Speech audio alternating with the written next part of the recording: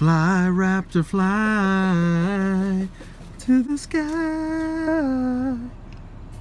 What up, YouTubers? It's your boy, aka JP Roddy. Just hanging out here at the weekend at the house, just kind of, doing my thing. Hope y'all are having a good weekend. Welcome back. I love all the support. Wishing y'all just a good weekend, good times. So this video is about, because I told you I'm all over the place. I got a bourbon video coming out. I did a video about impressions. I did a video on Yellow Wolf. I got a bourbon review coming out. This video here is about mystery rock that I found. I think it's got like iron.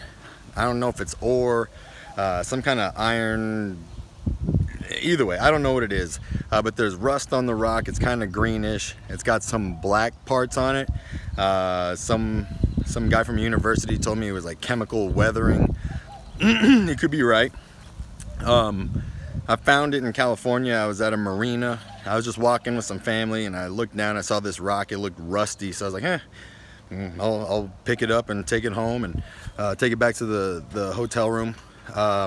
And I didn't think anything of it until I got back to the room and I looked at it and I saw it twinkling and shining and I was like, whoa, what is this? At first I thought it was like crystals on the top of the rock, and I looked closer and I realized it was shiny metal. I was like, wow, that's cool. So any kind of input, any kind of advice, if it is some kind of rock with iron and it's chemical weathering, cool. But it's just a cool rock that I found in a marina. I'm not gonna say exactly where, because if it's like pyrite, I know pyrite and gold are, they kind of travel together. So if it is pyrite, I might go head back to that place and go look for some more and cash out, baby. But without any further ado, let me show you a couple of what I found here. So this is the one. This is the guy right here. You can see like the little rust marks, the little pock marks of rust colored pock marks where the metal flakes have rusted out over time, and so it looks greenish brown. It's got some like black here on the sides that the guy said was chemical weathering.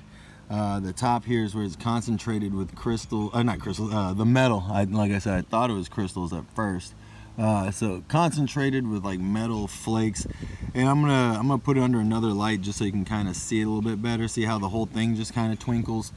Like all these kind of white spots, they're twinkly like this right here.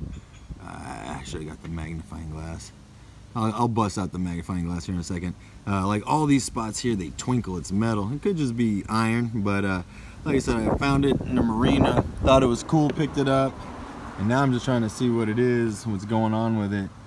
A couple of other things I found. I used to work in the hill country here in Texas at a brewery, and we'd find all these rocks with like shells, and you see you got like this little corkscrew shell right there, and these guys, and just cool stuff. A couple of nicer ones. Found a couple of these guys here. I forgot what they're called, but this was the only one that I found of this, like this corkscrew kind of shell, fossilized, petrified, whatever you want to call it. That's like my crown jewel. I only found one of those, and woo, like I said, I found like a couple of these guys right there in the middle, but this guy I'd only seen one, and that's my special one. Like I said, I found a whole bunch of those. Inside this box underneath has got a bunch more rocks, but they're not as cool as these. So anyways, I'm gonna get another video in like a different light of this rock. If you got any ideas, let me know. So here we go. I've got it in a blue light just to show how you can see little flecks kind of twinkling with the blue light there. Up here is a higher, oh, there you go. Higher concentration of those flecks on top. You see them up here. That's what this whole thing does, just kind of twinkles.